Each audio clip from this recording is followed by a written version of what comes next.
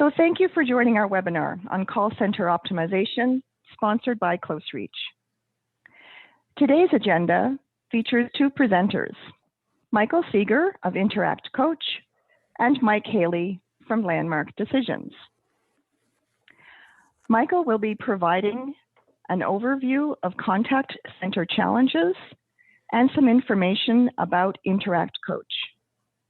And Mike Haley will be providing an overview of contact center modeling with Cbp software and will be providing a demo. We'll have time for questions throughout. As I mentioned previously, feel free to put them into the chat panel, but we will have time at the end as well to make sure that all of your questions are answered. Before we get started with the main portion of today's presentation, I'd like to introduce Kevin O'Rourke, President of Close Reach. Kevin? Good morning, everybody. Thank you very much for joining us this morning. We're hoping that you'll find some value from the presentations here. Just wanted to give you a bit of background for those not familiar with Close Reach. We are QualiWare's strategic channel partner here in Canada. The tool set that you're going to see demonstrated here today and talked about is based upon QualiWare software. We represent them here in Canada with an extensive client base in the federal government, but we are also working as part of the MISA, the Municipal Information Systems Association, as a national partner to get the word out at the municipal and also at the provincial level. QualiWare is an enterprise architecture tool. So as well as providing the financial and operational modeling that you see here, everything around application portfolio management, business and enterprise architecture, digital twins, we can support all of that. Anyhow, I'll pass things on to the presenters here, but once again, thank you very much for joining us today. Great, thank you very much, Kevin.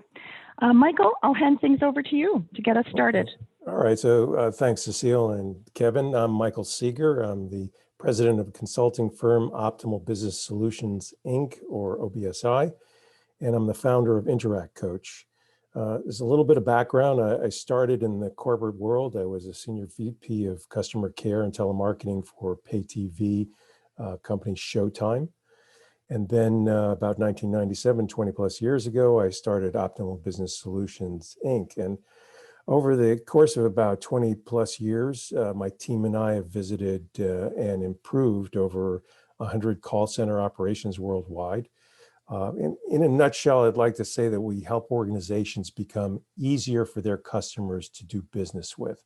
And that's in terms of both sales and the customer service environment. So my friend and colleague, Mike Haley, is the president of Landmark Decisions. He's the founder of Cbp, and he's spent, I believe, Mike has spent about as long as I have helping organizations, as I like to call it, pan their disparate oceans of data and transform them into nuggets of gold in the form of meaningful and actionable insights. Hope you like that intro, Mike. I think it's fair to say that both of us are huge fans of QualiWare. It's a tool that we've built our products on. QualiWare has been around since 1991. It's a Danish-based global business modeling software provider. It's serving over 2,000 companies, more than 1 million users over 40 different countries. And it offers a really stunning array of business modeling tools and features. And both Cbp and InteractCoach, it's important to note, embody our years of experience that we've poured into creating our products and services. So if QualiWare is the Formula One racing car, I like to say that Mike and I are the expert drivers at the wheel.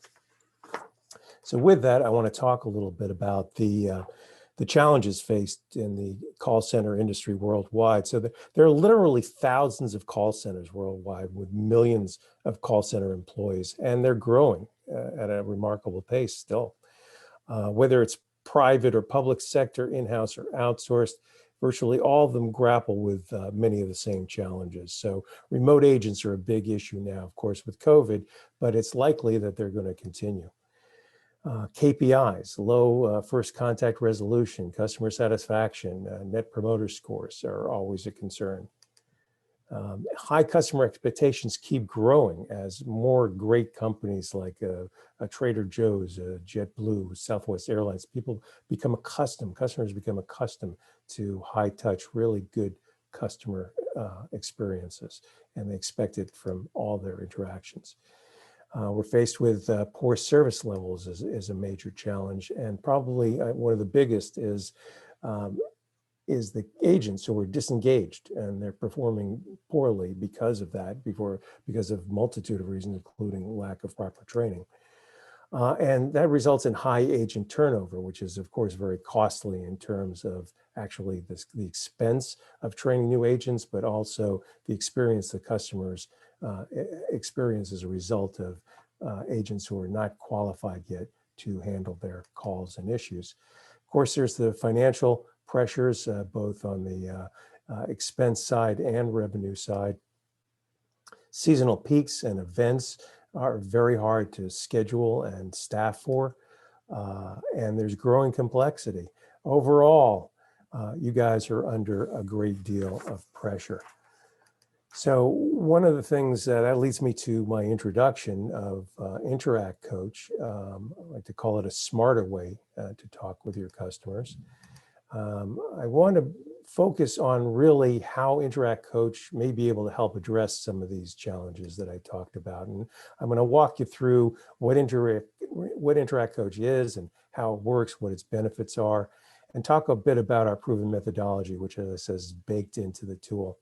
And then I'd like to discuss a Pathfinder project or a proof of concept with you that I invite you to participate in. So I'm going to focus here on this, okay? I've said it before, but I can't stress it enough. It's not just the tool, it's really a methodology that is amplified by the QualiWare technology. And the bottom line is it makes your customer contact personnel experts and enhances their performance so that they can drive optimal customer and organizational outcomes. And that yields, of course, greater satisfaction. You get higher retention, your employees are engaged, and with that engagement, you get better performance, and that improves the satisfaction, retention, and profitability of the organization. So I'd like to go now to the demo, if I may. Okay. So what we have here is a demonstration. I've used some publicly available information on Florida's Department of Motor Vehicles. And you can see here, for those who prefer the menu approach, they can look at the menu and select items from there. As well, they can use the visuals. I prefer the visual approach. I'm going to talk about one particular process, which is title transfer due to death. I've been told that this is one of the most complex, and I modeled it for that reason. So I want to start here. We look at key definitions, really FAQs, because customers don't really follow your script. So they may ask questions right out of the gate, like, what does this talk about letters of administration? So we click on that and we get the answer to that and able to give them that information easily without waiting to find it in the context of the script. And we can do that for as many of these. We can put happy face and unhappy face icons in here to help guide people through those types of interactions. On the left side here, we have the business event that triggers this. So in this case, it's the title transfer due to death. These represent activities. These are instructions, for example, and it embeds some of our training in here. They say, express sympathy. What does that mean? Well, all you have to do is say, I'm sorry to hear of your loss. Somebody has just died. They're inheriting a car and they need to hear a kind word, perhaps. This next one is in quotes. It doesn't need to be. I'm just demonstrating the fact that you can give a general direction, or in the case of a legal disclosure, for example, you might want them to say exactly what you have here. And in this particular case, I want to demonstrate for you that simply by clicking on this instruction, we're trying to help a customer find out what the nature of the title is, how it was described. So we have a picture here, we can tell them where to find it on there. If they don't have the physical title, we can actually do a title lookup, go to the URL, which is usually a little faster than this. And let me see, okay, well, there we go. So here's an example of the applet that they could go to. And we're back. And we can drill down from here. I'm not going to spend a lot of time on this, but I just want to demonstrate for you what would happen. So, you ask a series of qualifying questions. Is the customer from Florida? If not, we send them down a different path. We'd send them to the out-of-state path. But in this case, they are from Florida. We ask them a series of qualifying questions. The agents are guided through that interaction. And eventually they end up here with an embedded part of our training, which tells them how to respond to the customer at the end of the call, what steps they should take. Back up for a moment and take it down a different path. So this one has to do with a customer who has called because they want to register their boat. A little slower through Zoom, so bear with me here.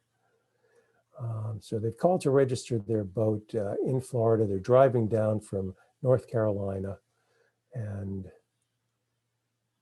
there we go. We can walk them through a series of steps. Again, the qualifying questions, we have information that we provide them along the way. You can scroll over or click and get detailed information that tells them what they need to bring, tells them what their costs will be. And here is really where I want to focus, because this is where we've embedded some of the training. So we have a training program called Becoming a Better Detective. And what it does is it teaches agents how to probe for issues that the customer may not even be aware of.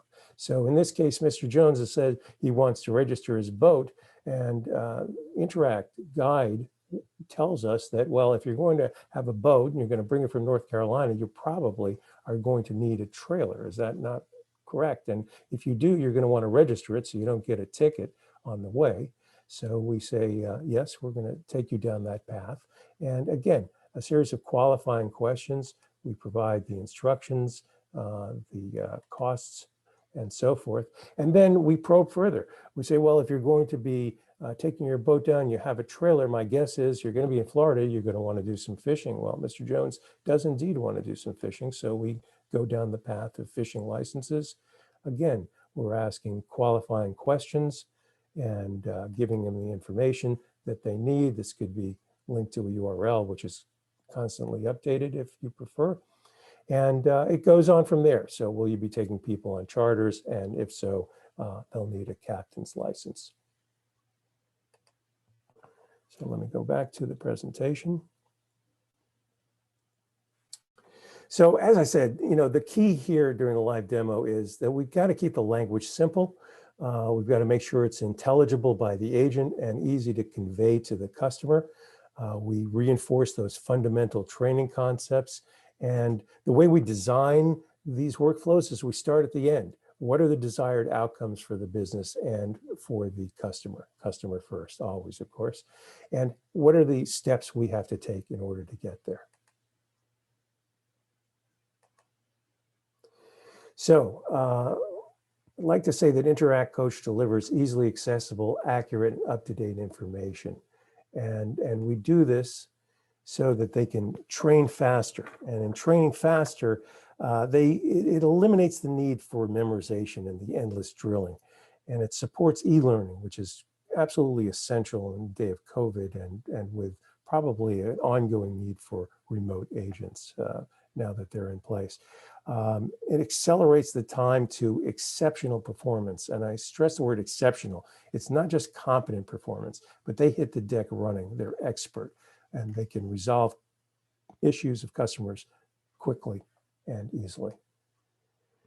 And they can interact more intelligently because they have just-in-time information. It's always complete, it's always accurate. And the key is it's at just the right level. So it doesn't matter if you're a veteran, you can keep at the high level, or if you're a novice, you can drill down. And even veterans, we find that veterans quite frequently have had their training years ago, and they're not maintaining the knowledge that they need. So it's critical for them, and we flag for them when there's new information available, and the system requires them to acknowledge that they've looked at that information. And finally, this helps them perform better. And primarily this is in terms of first contact resolution. And what that means is it's fewer escalations to higher tiers and to supervisors. There's less need for callbacks. So there's less cost involved. And there's less cost involved. Of course, the training is faster and the productivity is better when they hit the floor. All of this leads to lower customer effort. Lower customer effort means happier customers, higher customer satisfaction and NPS, or Net Promoter Score. So higher revenue and higher customer lifetime value. And this applies really to public sector too, because there's tax collections that have to go on, there's fees that need to be collected. So revenue plays its part as well in the public sector. And it leads to greater employee engagement. We'll talk a little bit about how that comes to pass. And ultimately, better compliance for things like, legal disclaimers and regulatory issues. So I want to talk about a real world scenario, and I'm going to talk about the Canada Revenue Agency. This is something that came to our attention. In 2017, the Office of the Auditor General did an audit, and these were his findings. Agents told us that it was a challenge to find information in the agency's system when responding to questions, and that agents used as many as 29 different applications for individuals and 25 for the lines of business. I think things have improved dramatically with the CRA since then, but it's an important learning opportunity here. So let me give you an example. At the time last year, I did a mystery caller, I like to call it, to the CRA business line. And it wasn't such a mystery, frankly, because I'm a consultant. I wanted to do business in Canada, and then I wanted to know what the tax implications were for me. So this was my experience. 47 plus minutes to transfer to an agent when the first agent couldn't respond to my question. 23 minutes of agent researching. Total call duration of nearly 2 hours with 2 agents, and neither of them could give me the information. They said they'd have to have a specialist call me back. So 2 days later, a specialist did call me back. He seemed like he really knew what he was talking about, but I had done my homework, so I knew that he missed a couple of key questions, which meant to me that it disallowed a treaty exemption waiver and would have exposed me to have to pay double taxes. So I want to go back to the demo and take a look at what I put together as an alternative way of training and having customers interact. So I'm not going to go into all the detail here. Suffice to say, I did the research in about 2 hours, and I put together this workflow in about 10, 15 minutes, really. And it asks a series of qualifying questions. And, of course, it has the information that an agent might need to explain things more clearly to the customer. And then we get to the end here, which is to tell me that I'm actually eligible for the treaty waiver, which is really good to know. And it tells me, just by hovering over it, I'm clicking on it, what forms I need to submit. And then more importantly, it allows me as the agent to send an email with the appropriate links and add whatever comments are appropriate for me to add. You may have noticed too that when I hovered over some of these or clicked over some of these, that there's a place here, I have an idea. And this is very important. This goes to the ongoing engagement of the agents. They can constantly give us feedback of what's working, what's missing, what needs to be added. So this pops up, they enter their short description, and shoot it off to us. Okay. And back to the presentation. So I talked about how InteractCoach is not just the tool, but it's the proven methodology that's amplified by the tool. So I want to talk a little bit about the methodology. And we start at the top with validating, refining, and aligning vision, mission, objectives, metrics, and incentives. And this is really essential. And I'll give you a couple of examples, or at least one. But let me walk you through. I created a qualicar scenario just by way of demonstration. And so we would work with an organization and ask them, and maybe help them refine if necessary, what is their vision? What is their mission? And then we drill down and we look at the goals. And we start with the customer. Frequently, companies want to start with the business objectives, but no, we want to start with what is the customer's experience? How can we make it more pleasurable for them when they're doing business or on personally using the car? How can we make it easier for them to order, pick up vehicles, and so forth? And then we drill down on what are the desired business outcomes and make sure we capture all of the objectives and the high-level KPIs associated with those. And then we get to the desired employee outcomes. And we can go further, but these are three key examples that aren't always engaged in.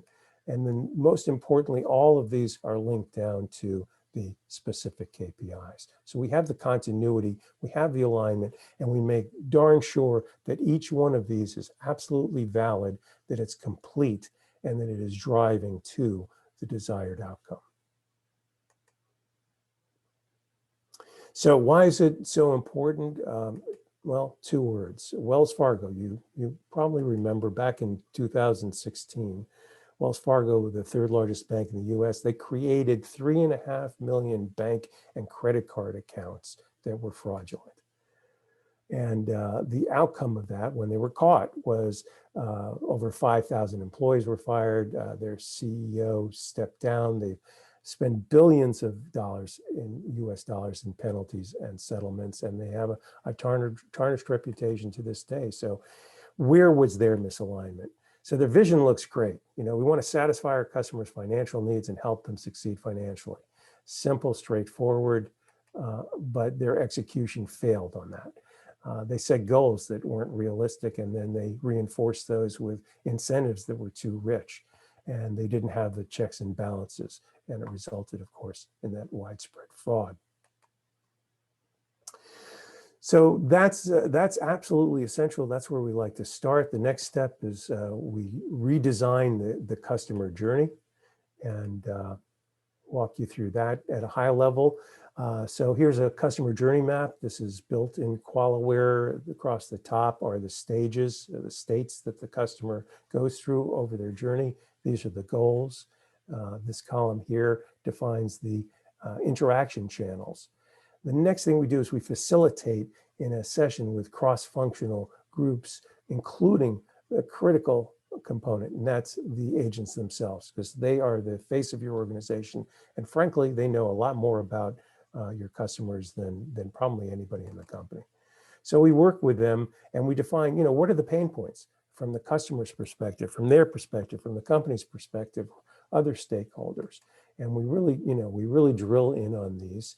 And then we have some exercises for ideation and finding solutions. And we come up with what we call the as should be map. So here we have the persona that we started with, is the rental customer. Now we start to break it down, and we define now it's the most valuable player is our business and pleasure customer. And we've added actually 6 interaction channels and quite a few touch points along the way, all reflecting value-added services.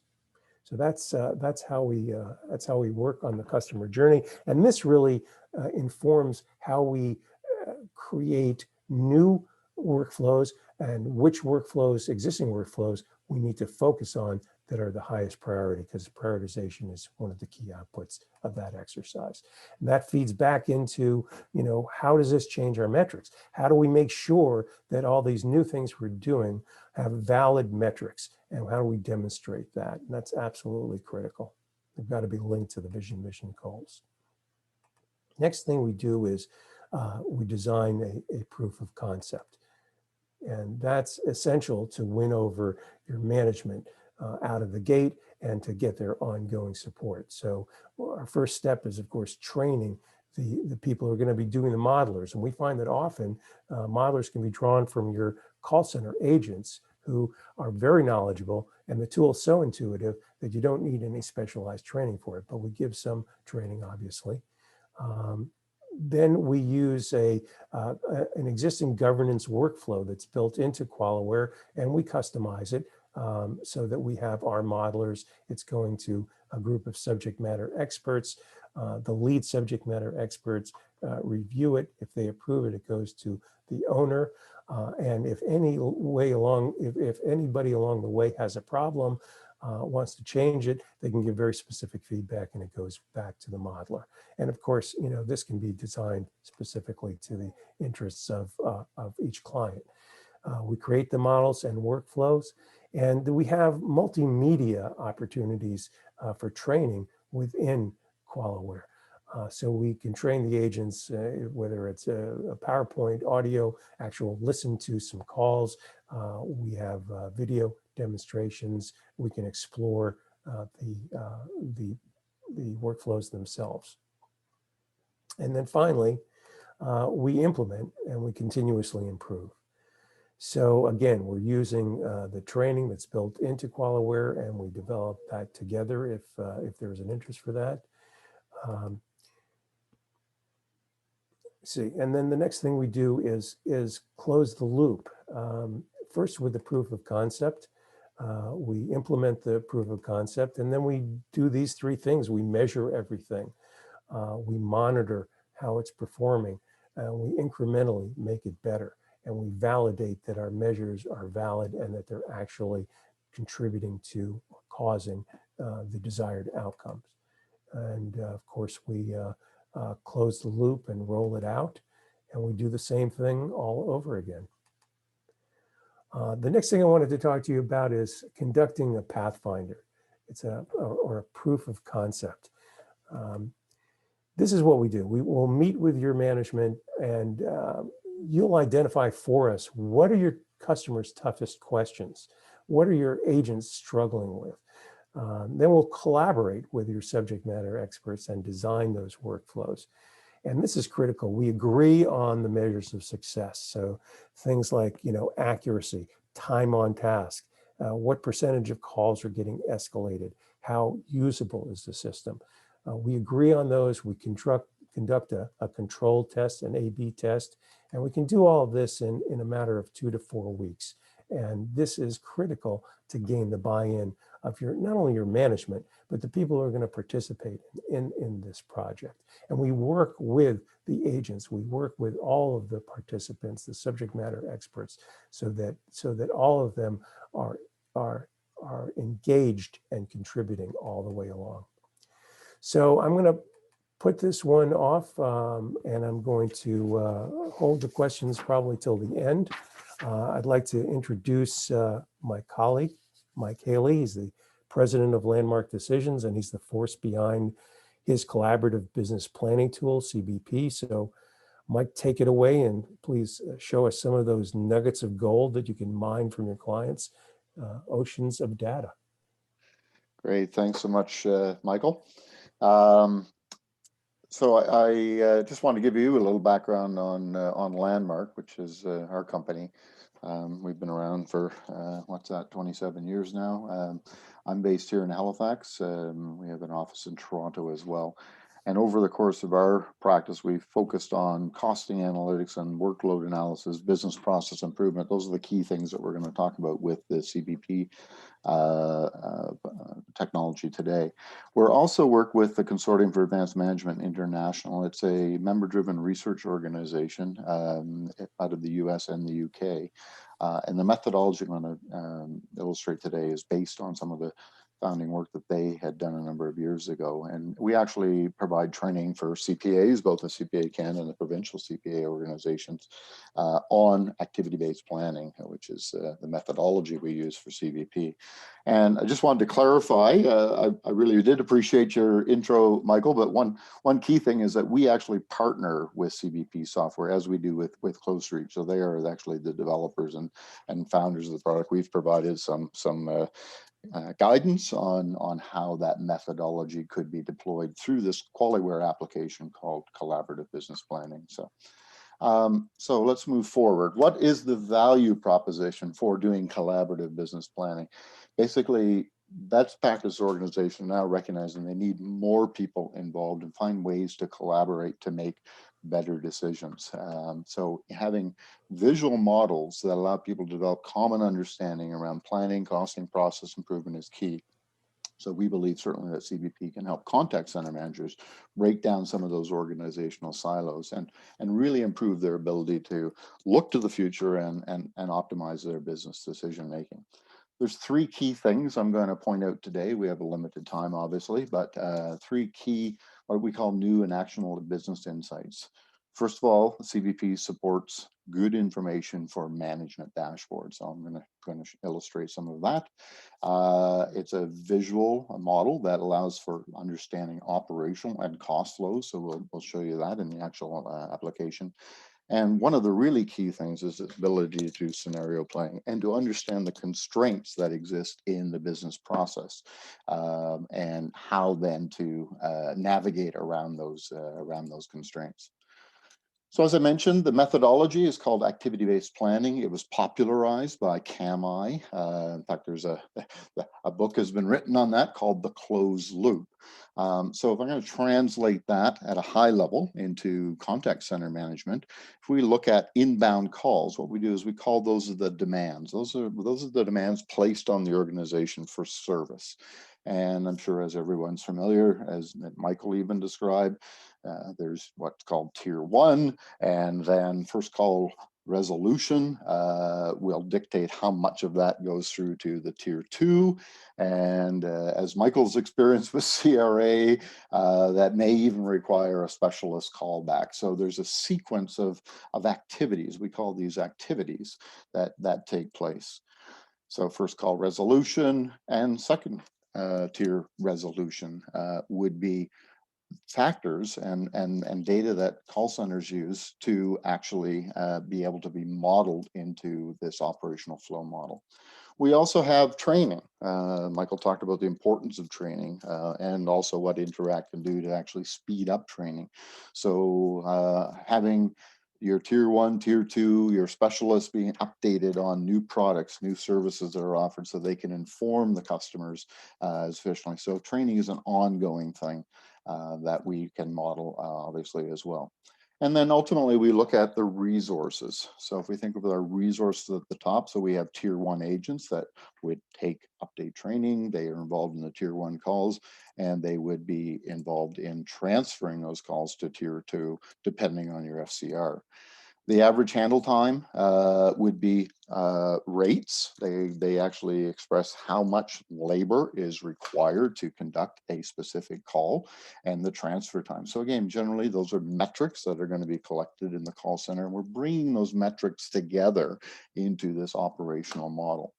You'll see in the demo when I get into CBP, we use this purple symbol here to represent where connections. So tier 1 agents may have a variety of other activities, and we use this to avoid kind of a complicated kind of spaghetti network. So you'll see some of these in the demo itself. We also have tier 2 agents that would be involved in that level of call and the transfer that they would do to the specialist who would actually do the callback. And then we can look at the different layers of I'll call it indirect resources. So in this case, the supervisors that oversee the tier 1 and tier 2 agents. With all of these resources, basically, they will have capacities. There's only so many hours in the day, and there's only so many people on a shift. So we define those capacities. And the other thing we will associate with those resources are the dollars. Basically, if you think about business, basically it's the resources where the dollars sit. How those resources are used based on operational decisions will dictate the ultimate service and service delivery cost of that. But we map the dollars to the resource structure. And then the model actually calculates in two passes, which is why actually I call it the closed loop. So we actually loop by going up and then we come back down. So we calculate operational flows from the bottom up. So the number of calls will dictate how many tier 1 calls, which will then tell us how much time we need to handle that. Well, also the FCR will tell us how many tier 2 calls we have, which will also pull in some tier 1 time and some tier 2 time and so on. So ultimately we roll that up through the model, and from that we can determine a utilization. How well are we using our physical resources in the business based on their capacity and what's actually happening in the business today or next month or what have you. And then once that's done, if there are no broken constraints, so if you are not in an overcapacity situation, then the dollars associated with these resources can be pulled back down through the model so we can get at things like how much does update training cost? How much does tier 2 calls, the specialist callback, and ultimately what is the total cost and average unit cost for the type of calls that we're handling on these inbound calls and so on. So that's what you're going to see in the model. I thought it just worthwhile to illustrate that. So let me jump to that. So first I want to do is I want to talk about the dashboards that the model can actually provide, the kinds of information, some of which is certainly readily available in many contact centers now. But so here we are, we're dealing, this is done up in Microsoft Power BI, but the results from the CBP model can be exported into this normalized database that then whatever BI technology that an organization is using can certainly be applied to that. I'm just using Power BI as an illustration. So in this demo, we have two types of calls. We have billing calls and we have tech support calls coming in through central line and being routed appropriately. We can see that the tech support is not doing so well in overall customer satisfaction compared to the actual billing. And we can see that tech support actually costs significantly more, about almost 4 times as much. So we need to understand why is that. Some of that is certainly going to be driven by some of these key metrics that you'll see in contact centers. So percentage of drop calls would have a definite impact on customer satisfaction.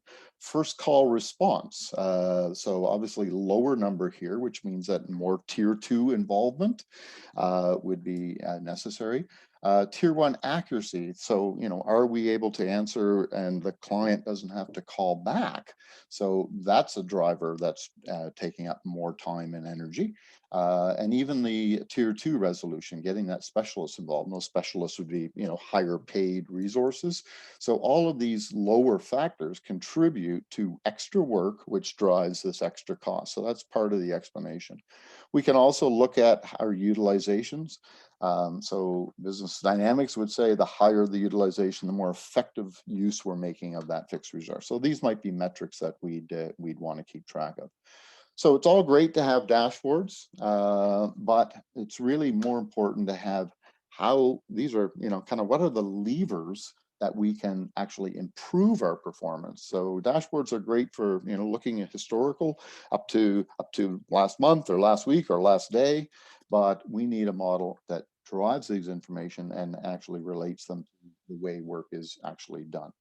So let me share that with you. So I'm going to jump into, this is the Cbp application.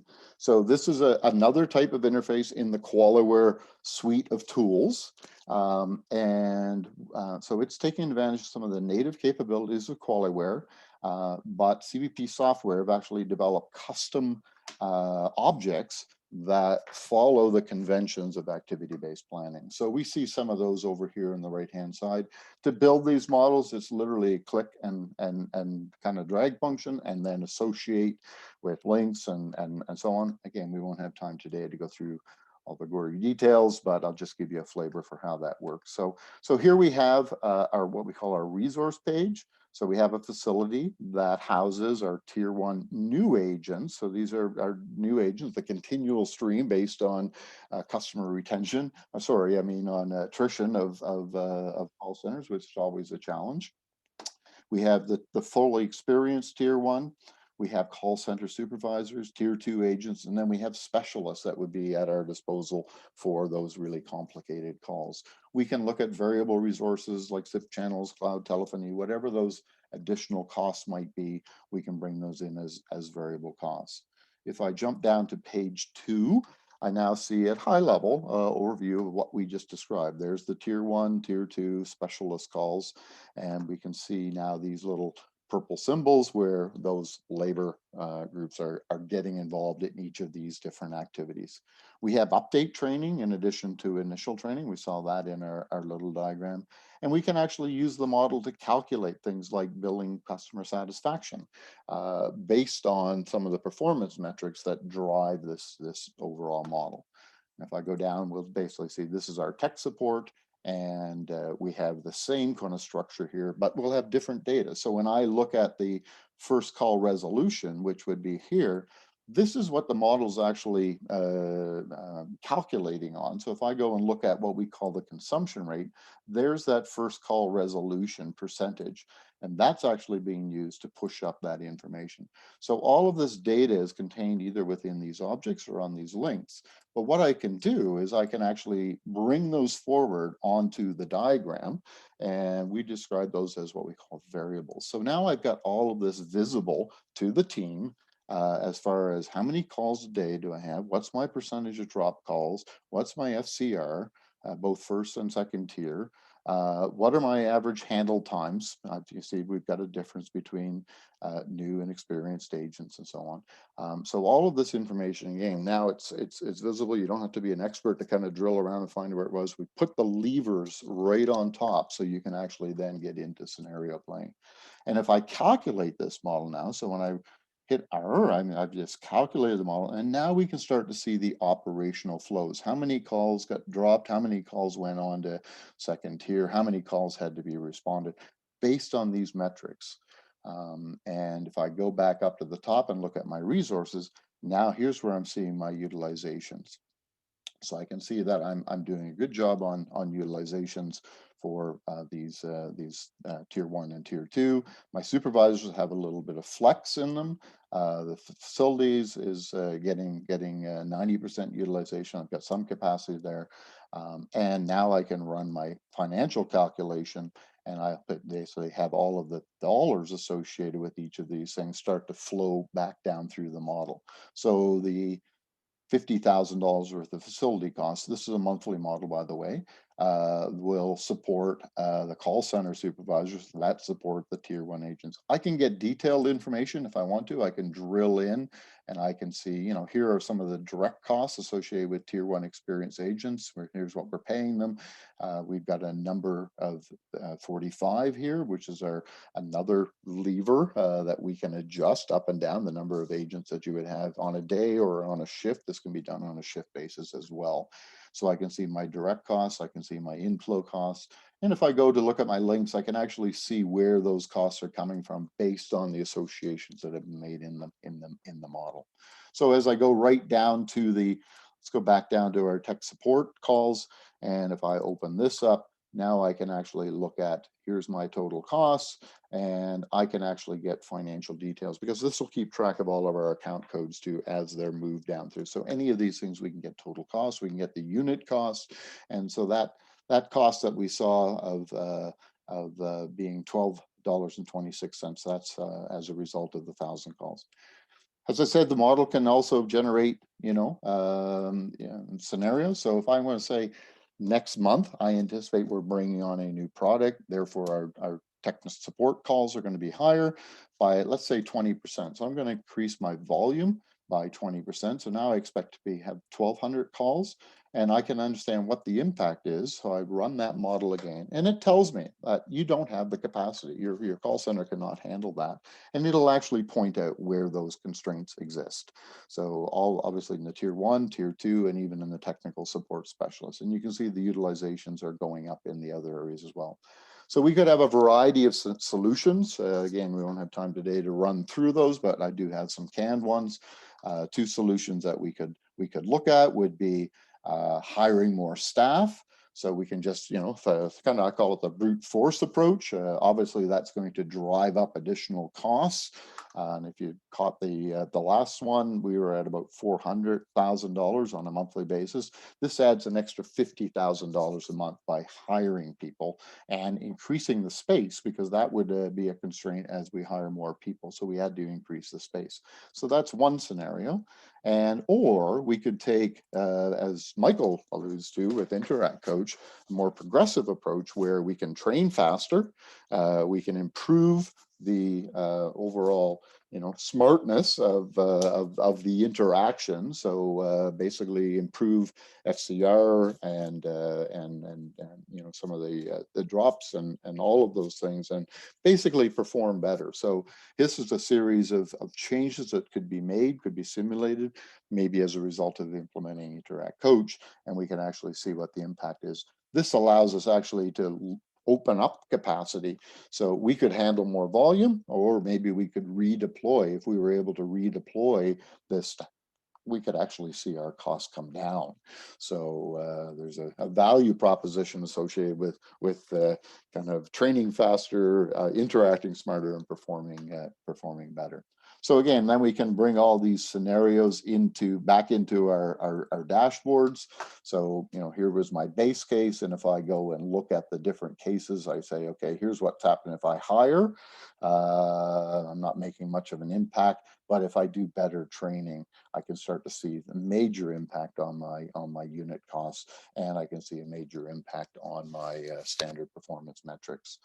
And that also ties into our financials as well. So again, because all of this information can be output, we can actually look at the benefits, and we can actually stack scenarios. So you would have a variety of business cases that would be developed, and you could compare the benefits of each and go forward with your business case around investing or trying some new business process improvements. Okay, I'm just going to go back to finish off with one last slide, and let me just pop that up, hopefully. So in short, CBP offers a variety of benefits for contact centers: operations management, so workforce optimization, scheduling, resource planning. If you're into lean or process improvements, it is complementary to that. Financial management, getting at costing, transfer pricing, depending on, you know, your organization. Your call center might be supporting other parts of the organization. Build buy decisions, obviously profitability analysis. If you're a third party contact center and you're charging for those services, we can understand where the opportunities exist in that.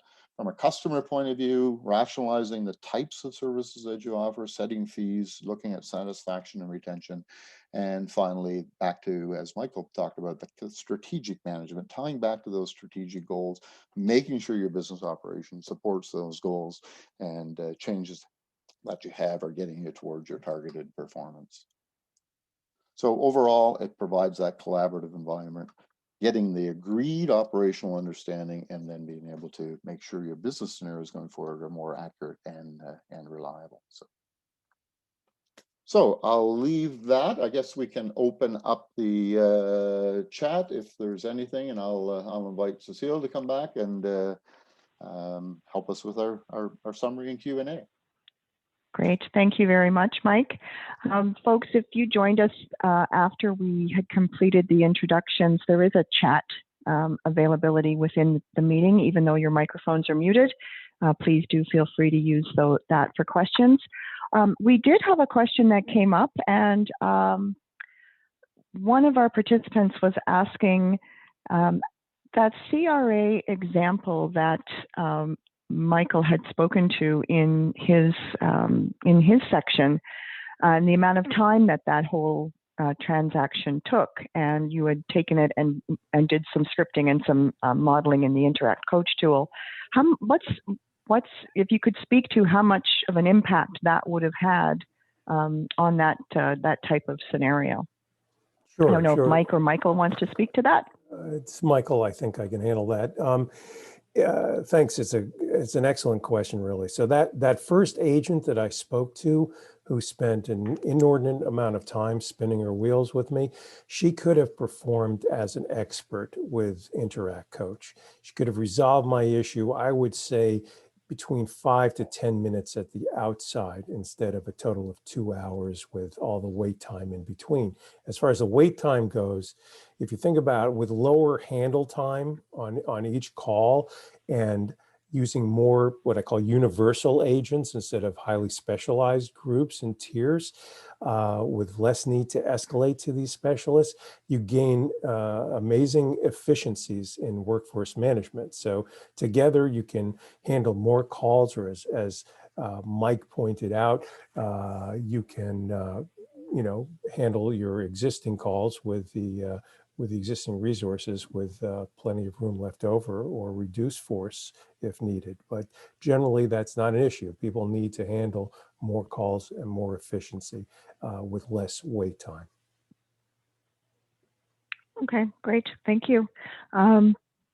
Check and see if we have any additional questions. If anybody wants to ask, we'll just give everybody a second to see if there's anything else that they wanted to request from you.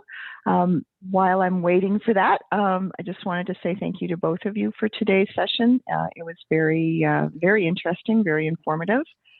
Michael or Mike, any last comments that you wanted to make before we wrap things up for the day? I don't think we have any additional questions at this time. For everyone who has participated in today's session, as we mentioned at the beginning, we did record the session today, so we can provide a link to that recording, and you can share it with colleagues or friends at your convenience.